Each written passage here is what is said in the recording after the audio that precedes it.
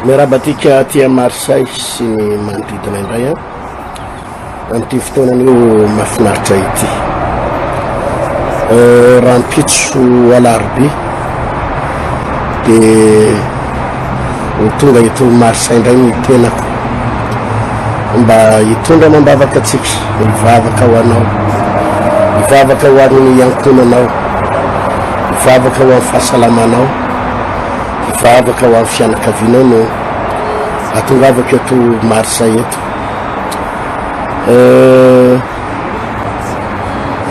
Tokony alalaka tsara fotoana rapitra afahantsika mifampahery dia mifanome torohevitra ihany koa sy mifanome conseil amin'ny taridalana avy amin'ny fanay Marseille.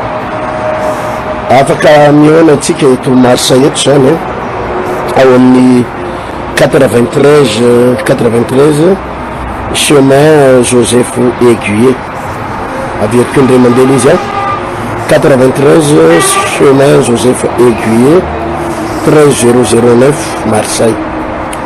Ao zany ny adresy afahako mandray atsika amin'ity alarobia ity alarobia ho avy izao manomboka amin'ny 3 ora tolakandro ny tenako no mandray olona ao amin'ny 3 ora tolakandro hatramin'ny 7 ora hariva dia mandray olona, fa amin'ny 7 ora hariva kosa dia hanao fotoam-bavaka ao tsika menakavy io tsy hoe trano malalaka be izy io na hoe misy pasy fa trano nampanompon'Andriamanitra mba ahafahana mandray ny zava-dehibe moa tsy any amin'le hoe misy fiangonana ave andraisan'olona na espace na bureau manokana ave tsy zay zava-dehibe. Ny zava-dehibe dia ny fionatsika, ny fifampivavahantsika, ny fifampitondrantsika mambavaka, izay no miveriko fa misy ny zavatra lehibe indrindra amin'ity fionatsika menakavy ity, izay no tena lehibe indrindra. Dia amin'ity alarobia fa 7 volana jona zay fa 7 volana jona ity taona 2022 no iaonantsika zany.